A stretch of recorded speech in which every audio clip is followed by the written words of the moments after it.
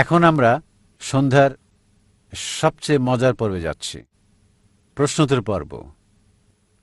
3টি মাইক আছে, 2টি পুরুষদের জন্য, একটা সামনে আমার বাম দিকে, একটা পিছনে বাম দিকে, আরেকটা ডান দিকে মহিলাদের জন্য। দয়া করে আপনার নাম এবং পেশা বলুন। প্রশ্ন করার ক্ষেত্রে অমুসলিমরা অগ্রাধিকার পাবে। একটা প্রশ্ন করা যাবে। কেউ দ্বিতীয় প্রশ্ন করতে চাইলে লাইনের পিছনে গিয়ে দাঁড়াবেন, আবার আসবেন। এখন আমি সামনের বাম দিকের মাইক থেকে শুরু করছি। এখন প্রথম প্রশ্নটি হবে অমুসলিম ভাইদের থেকে। প্রথমে আমার বাম দিকের মাইক, দ্বিতীয়টি বাম দিকের পেছনে, তৃতীয়টা মহিলাদের। এভাবে ঘড়ির কাঁটার মতো আসবে। হ্যাঁ ভাই, নাম এবং পেশা বলুন। আমার নাম কৃষ্ণ রাও, বিদেশে জেনারেল ম্যানেজার হিসেবে কাজ করছি। সৌভাগ্যক্রমে আমার সৌভাগ্যবশত এখানে আমি এসেছি আমার বন্ধুর সাথে। সে এখানে নিয়ে এসেছে। আসলে ডাক্তার জাকির তাকে টিভিতে দেখেছি, সবসময় দেখি। মানে এটা একটা বড় সুযোগ যে তাকে সরাসরি দেখার সুযোগ ঈশ্বর করে দিয়েছেন। আমার একটা প্রশ্ন, আমার সারা জীবনের সন্দেহ যে কেন ঈশ্বর এক ধর্ম সৃষ্টি করেননি, বা কেন সবার জন্য এক ধর্ম সৃষ্টি করেননি যাতে পৃথিবীতে শান্তি বজায় থাকে। তিনি কি জানতেন নাকি জানতেন না যে এ কারণে এজন্য সমস্যা হতে পারে? সুন্দর প্রশ্ন করলেন, খুবই সুন্দর প্রশ্ন। কেন ঈশ্বর একটি ধর্ম তৈরি করলেন না? কেন তিনি ভিন্ন ভিন্ন ধর্ম তৈরি করলেন? তাহলে তো কোনো সমস্যা থাকতো না, কোনো দ্বিধা থাকতো না। আমি তার সাথে একমত, খুবই সুন্দর প্রশ্ন। যদি আপনি কোরআন পড়েন, আল্লাহ কোরআনে বলেছেন সূরা আল ইমরান 3 নম্বর সূরা 19 নম্বর আয়াত, ইন্নাদ-দীনা ইনদাল্লাহিল ইসলাম। আল্লাহ তাআলার কাছে একমাত্র গ্রহণযোগ্য ধর্ম হচ্ছে ইসলাম। ইসলাম মানে আল্লাহ তাআলার কাছে নিজের ইচ্ছাকে সমর্পণ করা। যদি আপনি সবগুলো ধর্ম দেখেন, সর্বশক্তিমান ঈশ্বর নবী বা রাসূল প্রেরণ করেছেন এক ধর্ম প্রচারের জন্য। সকল নবী রাসূল আদম আলাইহিস সালাম থেকে শুরু করে নূহ, মুসা, ঈসা, মুহাম্মদ সাল্লাল্লাহু আলাইহি সাল্লাম, সকল নবীগণই আর আমাদের নবী বলেছেন এ পর্যন্ত 1,24,000 নবী রাসূল এই পৃথিবীতে প্রেরণ কাছে। পবিত্র কোরআনে সূরা ফাতির 35 নম্বর সূরা 24 নম্বর আয়াতে, ওয়া ইম মিন উম্মাতিন ইল্লা খালা ফিহা নাযীর, এমন কোন জাতি বা গোত্র নেই যাদের কাছে সতর্ককারী প্রেরণ করা হয়নি। আল্লাহ বলেন সূরা রাদ 13 নম্বর সূরা 7 নম্বর আয়াত, কুল্লি কওমিন হাদ, প্রত্যেক জাতির কাছে সতর্ককারী প্রেরণ করা হয়েছে। ভাই, সকল নবীগণ যারা এসেছিলেন তারা কেবল সর্বশক্তিমান ঈশ্বরের কাছে নিজের ইচ্ছাকে সমর্পণের কথাই শিখিয়েছেন। মূল কথা যা সকল নবীগণই শিক্ষা দিয়েছেন, একত্ববাদের কথা বলেছেন। তিনি কাউকে জন্ম দেননি, তার কোনো মা নেই, তার কোনো বাবা নেই, তিনি কেবল একক, তার মতো কোনো কিছু নেই। আর সময়ের স্রোতে পূর্ববর্তী নবীগণ যা প্রচার করেছেন তা পরিবর্তন হয়েছে। লেকচারে আমি বলেছি প্রায় সব ধর্মগ্রন্থ যেগুলো কোরআনের আগে এসেছে পরিবর্তিত হয়ে গেছে। আল্লাহ পবিত্র কোরআনে একাধিকবার বলেছেন যদি তিনি চাইতেন তবে সবাইকে আত্মসমর্পণকারী বানাতে পারতেন, মুসলিম বানাতে পারতেন। ভাই, মুসলিম শব্দটাকে ধর্ম মনে করবেন না। ইসলাম শব্দের অর্থ হলো এটা দিন, একটা জীবন ব্যবস্থা, নিজের ইচ্ছাকে সমর্পণ করা। আর মুসলিম মানে এরকম নাম থাকা নয় যে আব্দুল্লাহ, জাকির, সুলতান। মুসলিম হলো যে নিজের ইচ্ছাকে আল্লাহর কাছে সমর্পণ করে। যদি আপনার ইচ্ছাকে আল্লাহর কাছে সমর্পণ করেন তাহলে আমি আপনাকে বলবো মুসলিম। সুতরাং শুধু এই লেভেল দেখবেন না যে জাকির, সুলতান, আব্দুল্লাহ। আরবিতে মুসলিম মানে যে নিজের ইচ্ছাকে সমর্পণ করে। যদি কেউ নিজের ইচ্ছাকে সমর্পণ করে তিনি একজন মুসলিম। সুতরাং সকল নবীগণই শিক্ষা দিয়েছেন যে আমাদের ইচ্ছাকে সমর্পণ করতে হবে। সবাই এক ঈশ্বরের কথা শিক্ষা দিয়েছেন, সবাই তাওহীদ শিক্ষা দিয়েছেন। কিন্তু সময়ের আবর্তে সব গ্রন্থই পরিবর্তন হয়ে গেছে। এই কারণে সর্বশক্তিমান ঈশ্বর সর্বশেষ এবং চূড়ান্ত নবী মুহাম্মদ সাল্লাল্লাহু আলাইহি ওয়াসাল্লামকে প্রেরণ করেছেন, এবং সর্বশেষ ও চূড়ান্ত বার্তা পবিত্র কোরআন। সকল নবী যারা মুহাম্মদ সাল্লাল্লাহু আলাইহি ওয়াসাল্লামের আগে এসেছিলেন এবং সকল গ্রন্থ যেগুলো কোরআনের আগে এসেছিল সেগুলো শুধু সেই সময়কার লোকদের জন্য এসেছিল।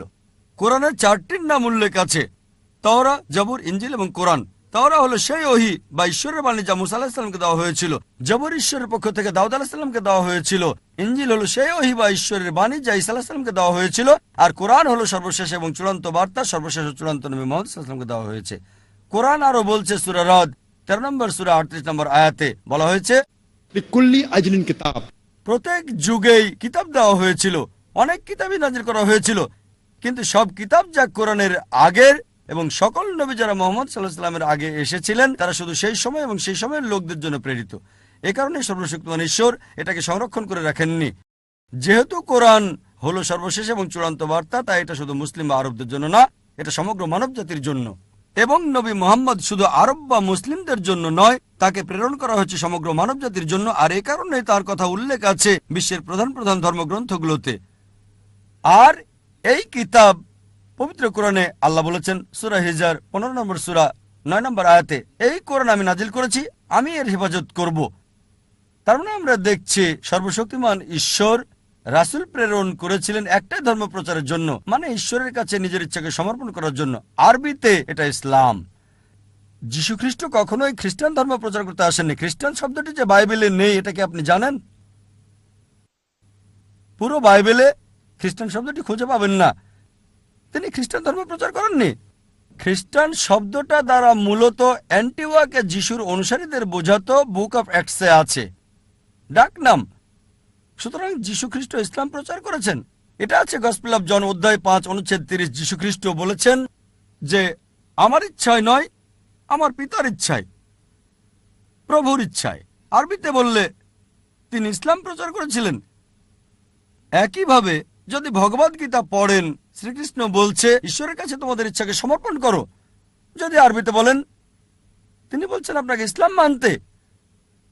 সুতরাং আমরা দেখছি সব নবী রাসূল নিজের ইচ্ছাকে ঈশ্বরের কাছে সমর্পণ করার শিক্ষা দিয়েছেন। এজন্যই কোরআন বলছে সূরা আল ইমরান 3 নম্বর সূরা 19 নম্বর আয়াতে, ইন্নাদ দীনা ইনদাল্লাহিল ইসলাম। আল্লাহর কাছে একমাত্র গ্রহণযোগ্য জীবন ব্যবস্থা হলো নিজের ইচ্ছাকে আল্লাহর কাছে সমর্পণ করা। আমাদের উচিত ধর্মগ্রন্থে ফিরে যাওয়া, সর্বশক্তিমান ঈশ্বরের নির্দেশে ফিরে যাওয়া এবং নিজের ইচ্ছাকে ঈশ্বরের নির্দেশের কাছে সমর্পণ করুন। তাহলে আপনি সত্য পথে থাকবেন। আশা করি উত্তরটা পেয়েছেন। হ্যাঁ, দ্বিতীয় প্রশ্ন আমার বাম দিকে, ঠিক পেছনে। শুভ সন্ধ্যা ডাক্তার জাকির নায়েক।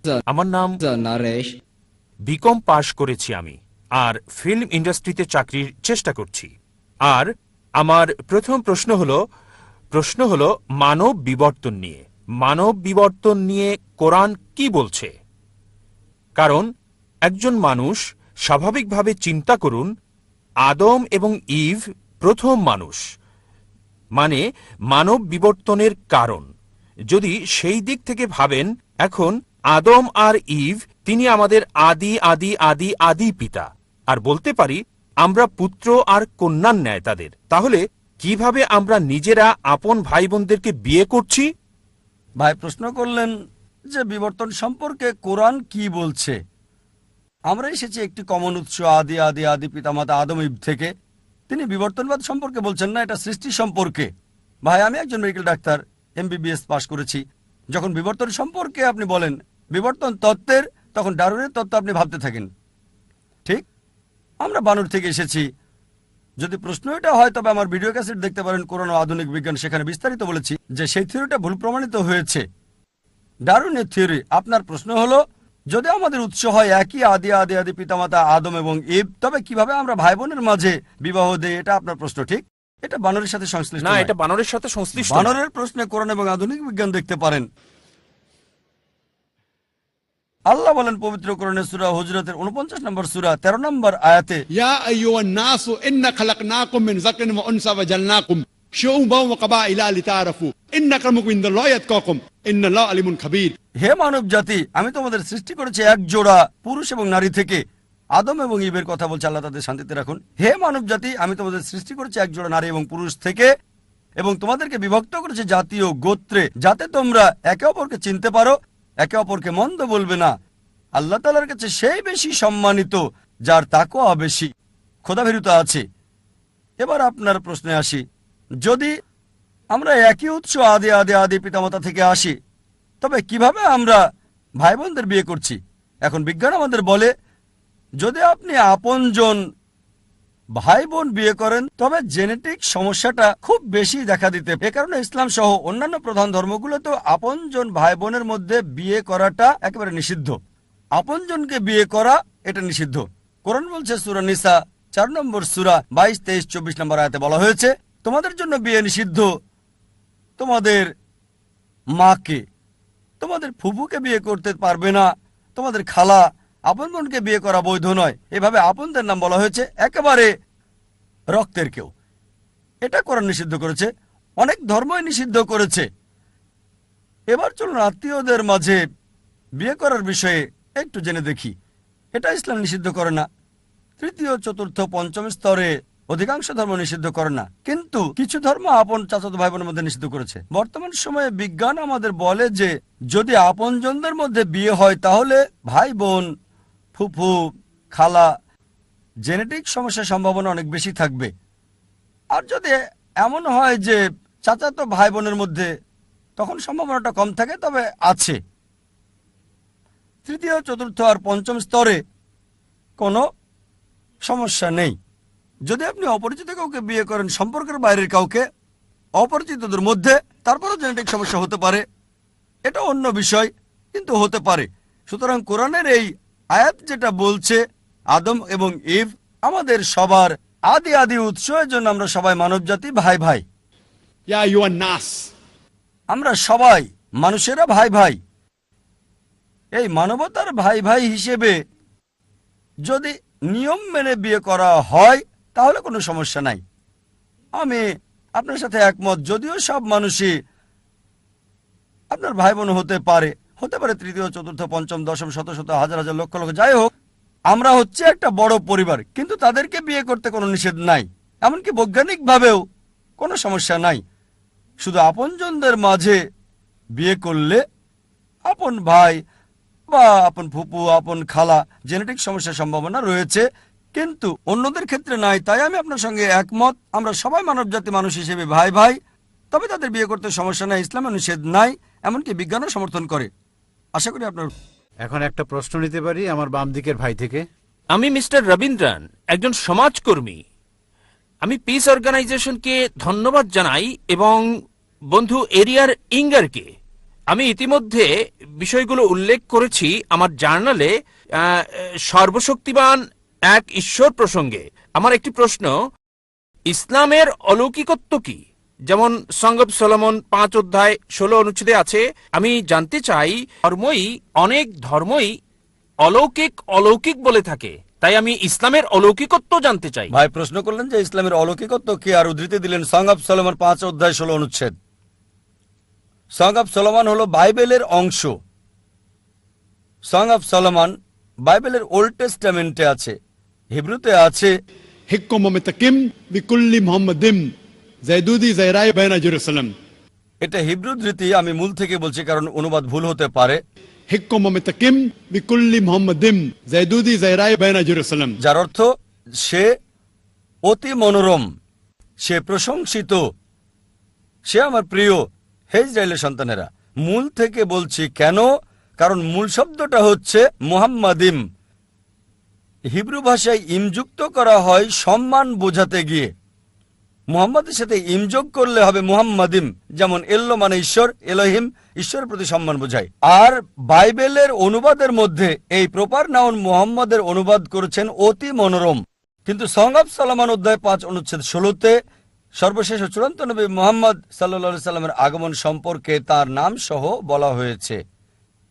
এবার আসি আপনার প্রথম প্রশ্নে, ইসলামের অলৌকিকত্ব কি? ইসলামের অনেক অলৌকিকত্ব রয়েছে। যদি সহিহ হাদিস পড়েন, সেখানে 300-রও বেশি অলৌকিকত্বের কথা উল্লেখ আছে, যেগুলো নবীজি করেছিলেন। তবে যে অলৌকিকত্ব নিয়ে গর্ব করি তা হচ্ছে পবিত্র কোরআন। এটা হচ্ছে ইসলামের অলৌকিকত্ব। অন্য সব অলৌকিকত্ব আমরা বিশ্বাস করি, যেমন মুসা আলাইহিস সালাম সমুদ্র 2 ভাগ করেছিলেন, যীশু খ্রিস্ট ভাই সাল্লাল্লাহু আলাইহি সাল্লাম মৃতকে জীবিত করতেন।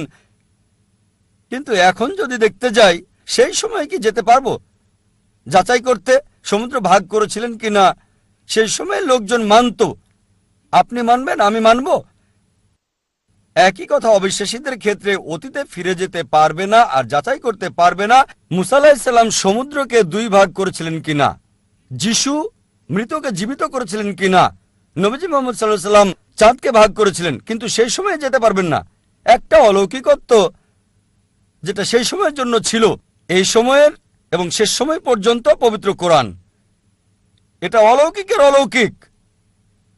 আর এক সপ্তাহ আগে, প্রায় 8 দিন আগে, এটা 12ই জানুয়ারি, একটা লেকচার দিয়েছি, কোরআন এবং আধুনিক বিজ্ঞান সাংঘর্ষিক নাকি সামঞ্জস্যপূর্ণ, আর প্রমাণ করেছি এই কোরআন অলৌকিকের অলৌকিক। এটা শুধু অলৌকিক নয়, অলৌকিকের অলৌকিক, এটা সব সময়ের অলৌকিক। আগের সময়টা ছিল অলৌকিকত্বের, সেই সময় প্রমাণ করেছে। তারপর সাহিত্য এবং কবিতার যুগ আসলো। কোরআন হলো সবচেয়ে উত্তম সাহিত্য এই পৃথিবীর বুকে, মুসলিম এবং অমুসলিম আরবি বিশেষজ্ঞদের মতে। এখন যদি কোনো ধর্মগ্রন্থ কাব্যিক ভাষায় বলে পৃথিবী সমতল, বিশ্বাস করবেন? উত্তর হচ্ছে না। কারণ এখন সময়টা সাহিত্য আর কবিতার নয়, এখন বিজ্ঞান আর প্রযুক্তির যুগ। তাই 8 দিন আগে আমি প্রমাণ করেছি কোরআন 1400 বছর আগে যা বলেছে, বিজ্ঞান সেটা এখন আবিষ্কার করেছে। 20 বছর আগে, 50 বছর আগে, 100 বছর আগে, 200 বছর আগে। কে কোরআনে এসব কথা বলেছে? সর্বশক্তিমান ঈশ্বর ছাড়া কেউ না। সবচেয়ে ভালো অলৌকিক, চূড়ান্ত অলৌকিক, অলৌকিকের অলৌকিক হচ্ছে পবিত্র কোরআন। পেছনের মাইক থেকে একজন অমুসলিম ভাই। শুভ সন্ধ্যা স্যার, আমার নাম MS শ্রীধরন। আমি একজন ব্যাংক অফিসার। আমার উপার্জনটা ব্যাংক থেকে, মানে ব্যাংকের আসল আয় বা সুদ থেকে। আমার কিছু মুসলিম বন্ধু আছে যারা খুবই নিয়ন্ত্রিত। এমনকি আমার বাসায় খাবার বা চা খাওয়া তারা মনে করে যে এটা ব্যাংকের আসল উপার্জন, অর্থাৎ সুদের থেকে আসে। দয়া করে বলুন যে এই যে সুদ এবং কোরআন যা বলছে তা যদি একই হয়, তবে আধুনিক ব্যাংকগুলো যে চালু আছে এবং লেনদেন করে চলেছে। আসলে প্রশ্নটা ভালোভাবে আমি বলতে পারছি না, আমি দুঃখিত। আমি ব্যক্তিগতভাবে পেশাগত অনেক সমস্যায় আছি, মানে লেনদেন বা আমার মুসলিম বন্ধুদের সাথে টাকা পয়সা লেনদেন করা, এসব বিষয় নিয়ে। কারণ তারা বলে এটা সুদের সাথে সংশ্লিষ্ট। দয়া করে বিস্তারিত বলবেন। ভাই একজন অমুসলিম ব্যাংকে চাকরি করেন আর প্রশ্ন করলেন যে মুসলিমরা কেন এত কঠোর, তার বাসায় আসে না, কারণ তার উপার্জনটা হচ্ছে সুদের। আর ইসলাম সুদের ব্যাপারে কি বলে? এক্ষেত্রে তিনি টাকা পয়সা লেনদেন করতে গিয়ে খুব সমস্যায় আছেন। ভাই, আরবি শব্দ হলো রিবা। রিবা মানে সুদ এবং অতিরিক্ত আদায়। কিছু লোক মনে করে যে রিবা দিয়ে সুদ বোঝায় না, আসলে সুদ এবং অতিরিক্ত চার্জ দুটোই বোঝায়। সুদ মানে ডিকশনারি অনুযায়ী টাকা উপার্জন, টাকা ধার দেওয়ার মাধ্যমে। চক্রবৃদ্ধি মানে হলো অতিরিক্ত ধার্য করা সুদ, এবং চক্রবৃদ্ধি সুদ উভয়ই নিষিদ্ধ। কোরআনে এই রিবা শব্দটি কমপক্ষে 8 বার উল্লেখ আছে। সূরা আল ইমরান 3 নম্বর অধ্যায় 130 নম্বর আয়াত, সূরা নিসা 4 নম্বর অধ্যায় 161 নম্বর আয়াত, সূরা বাকারা 2 নম্বর অধ্যায় 275 নম্বর আয়াত 3 বার, সূরা বাকারা 2 নম্বর অধ্যায় 276 নম্বর আয়াত, সূরা বাকারা 2 নম্বর অধ্যায় 278 ও 279 নম্বর আয়াত। আমি শুধু শেষ আয়াতটা বলছি, সূরা বাকারা 2 নম্বর অধ্যায় 278 ও 279 নম্বর আয়াত, যে যদি তোমরা চক্রবৃদ্ধি সুদ এবং সুদ পরিত্যাগ না করো তবে যুদ্ধের ঘোষণা করো আল্লাহ এবং রাসূলের প্রতি। সুতরাং যে সুদ দিল বা সুদ নিল সে যুদ্ধের ঘোষণা করছে সর্বশক্তিমান ঈশ্বর আল্লাহ এবং নবীজি মুহাম্মদ সাল্লাল্লাহু আলাইহি ওয়াসাল্লামের সাথে। এটা হচ্ছে ইসলাম ধর্মে বড় গুনাহগুলোর মধ্যে একটি, জঘন্য অপরাধের একটি। একটি হাদিসে আছে সুদের সর্বনিম্ন গুনাহ হচ্ছে জিনা করার সমান, মায়ের সাথে ব্যভিচারের সমান। এখন এর পেছনে যুক্তি কি? আমার ভিডিও ক্যাসেট দেখতে পারেন, সুদমুক্ত অর্থনীতি, কোরআন অনুযায়ী বিস্তারিত সেখানে বলা হয়েছে। যুক্তিতে যদি আপনাকে প্রমাণ দিতে হয় ইসলামের সুদ কেন হারাম, কয়েক ঘন্টা সময়ের দরকার হবে। এখন সম্ভব নয়, কিন্তু সংক্ষেপে বলতে গেলে কেন সুদ নিষিদ্ধ, কারণ এটা ধনীকে আরো ধনী করে এবং গরিবকে আরো গরিব করে। এছাড়াও অনেক ক্ষতিকারক দিক রয়েছে, যেমন আপনি জানেন 80-র দশকে অধিকাংশ ব্যাংক জুয়ার কেন্দ্র প্রতিষ্ঠা করেছিল, মদের বার ইত্যাদি প্রতিষ্ঠা করেছিল। আর ইসলামে আমরা মুনাফা এবং ক্ষতি বন্টনে বিশ্বাস করি। এখন দেখুন, আপনি একজন ব্যাংকার, সবচেয়ে বেশি লোন পায় সবচেয়ে ভালো কোম্পানি। সুদ চালু করেছে, এই ব্যাংকিং ব্যবস্থা চালু করেছে রাজা পঞ্চম জর্জ। রাজা পঞ্চম জর্জ, আসল দায়ী হচ্ছে সে। অতীতে এমনটা ছিল না, কিন্তু বর্তমানে ধনীরা আরো ধনী হচ্ছে, আর গরিবরা আরো গরিব হচ্ছে। এখন দেখুন, আপনি একজন ব্যাংকার, সবচেয়ে বেশি লোন পায় সবচেয়ে ভালো কোম্পানি। সুদ চালু করেছে, এই ব্যাংকিং ব্যবস্থা চালু করেছে রাজা পঞ্চম জর্জ। রাজা পঞ্চম জর্জ, আসল দায়ী হচ্ছে সে। একজন দরিদ্র লোক লোন তুলতে গেলে তার জন্য খুবই কঠিন। দেখা হয় তার কি কি সম্পদ আছে, তার উপার্জন কত। এজন্য একজন দরিদ্রের পক্ষে লোন পাওয়া খুবই কঠিন। আর যদি আপনি বড় বড় কোম্পানিগুলো দেখেন, সবচেয়ে বড় কোম্পানি, তারা শর্তমুক্ত কোম্পানি। এজন্য এখন আমরা দেখছি স্টক তালিকা হচ্ছে। জানেন অনিল আম্বানি, তিনি রিলায়েন্স পাওয়ার চালু করেছেন। কতগুলো? 1.1 লাখ কোটি। যা প্রত্যাশা করেছিল তার চেয়ে শতগুণ বেশি পেয়েছে। কোনো ব্যাংকই তাকে এত টাকা দিতে পারবে না। তিনি কি করেছিলেন? তিনি চালু করেছেন স্টক। স্টকটা কি? এটি ইসলামিক পদ্ধতি, লাভ লোকসান বন্টন, ঠিক? আর সুদ, এটা হারাম। কারণ অনেক নেতিবাচক দিক আছে। ইসলামে মুনাফা এবং লোকসান সমবন্টনে বিশ্বাস করি। আপনি শেয়ার কিনেছেন, কোন কোম্পানির শেয়ার কিনলেন, যদি লাভ হয় আপনি লাভ পাবেন, যদি লোকসান হয় আপনাকে বহন করতে হবে। নির্দিষ্ট করা নাই 8%, 9%। অনেকে এইভাবে অনেক টাকা পায়। আর তারা যেটা করে তা হলো শেয়ার ছাড়ে। যদি আপনি শেয়ার কেনেন হালাল কোনো কোম্পানির, যেটা মদের কোম্পানি নয়, ব্যাংক নয়, বা কোনো হারাম কর্মকাণ্ডের নয়, তবে সেটা বৈধ। সুতরাং আমরা ইসলামে লাভ লোকসান বন্টনে বিশ্বাস করি। অনিল আম্বানি চালু করেছেন, প্রত্যাশার চেয়ে শতগুণ বেশি পেয়েছেন, ঠিক? 1.1 লাখ কোটি একই সময়ে পেয়েছে, প্রত্যাশার চেয়ে 10 গুণ বেশি। কেন? লোকজন ভাবছে যদি অনিল আম্বানির সাথে বিনিয়োগ করি নির্দিষ্ট পরিমাণে 8, 9 বা 10% পাবো না, হয়তো পাবো 20, 30 বা 50%। আপনি জানেন, যেহেতু আপনি ব্যাংকার, যৌথ ফান্ডে জিএম বেসিক 1 নম্বর 116% এক বছরে। এ কারণে ইসলামে আমরা লাভ লোকসান বন্টনে বিশ্বাস করি। আর এজন্যই রিবা, নির্দিষ্ট সুদ, নির্দিষ্ট টাকা ধার দেওয়ার মাধ্যমে নির্ধারিত পরিমাণ উপার্জন হারাম। বিস্তারিত জানতে আমার ভিডিও ক্যাসেট দেখতে পারেন। কোরআনের বর্ণনায় সুদমুক্ত অর্থনীতি। এ কারণে যদি আপনি আপনার ব্যাংকে প্রচলিত ব্যবস্থা থেকে ইসলামিক ব্যবস্থায় রূপান্তর করেন, ইনশাল্লাহ আপনি মুসলিম কাস্টমার পাবেন, ইনশাল্লাহ। আর এখন ভারত সরকার, আরবিআই, অর্থমন্ত্রী পুরোপুরি ইসলামিক ব্যাংকের জন্য অনুমোদন দিচ্ছেন না, কিন্তু লোকজন তার কাছে যাচ্ছে। আমি নিজে মিস্টার চিদাম্বরমের সঙ্গে কথা বলেছি যখন তিনি সৌদি আরবে ছিলেন। আর খুবই সম্ভাবনা আছে মনমোহন সিং, আমাদের প্রধানমন্ত্রী, তিনি আগে অর্থমন্ত্রী ছিলেন, অর্থনীতি ভালো বোঝেন। খুবই সম্ভাবনা রয়েছে ইনশাল্লাহ, ইনশাল্লাহ তিনি প্রধানমন্ত্রীর সঙ্গে বিষয়টা পর্যালোচনা করেছেন, মনমোহন সিং এবং অর্থমন্ত্রী মিস্টার চিদাম্বরম। খুবই সম্ভাবনা আছে যে অতি শীঘ্রই আমরা একটা ইসলামিক ব্যবস্থা পাব। আর আপনি কোনো ইসলামিক ব্যাংক দেখে তাতে যুক্ত হন। এ কারণে আপনি দেখবেন সিটি ব্যাংক ইসলামিক ব্যাংকিং চালু করেছে, এইচএসবিসি ইসলামিক ব্যাংকিং চালু করেছে, অধিকাংশ আন্তর্জাতিক ব্যাংকেই ইসলামিক ব্যাংকিং চালু করেছে। কেন? কারণ তারা দেখেছে তারা অধিক মুনাফা পাবে এবং গ্রাহকদেরও বেশি মুনাফা দিতে পারবে। এটা ইসলামিক। সুতরাং যদি আমরা শরিয়া মানি, পবিত্র কোরআন এবং সহিহ হাদিস মানি, আপনি উপার্জন করতে পারবেন, অন্য কেউ সুযোগ করে দিতে পারবেন। আশা করি উত্তরটা পেয়েছেন।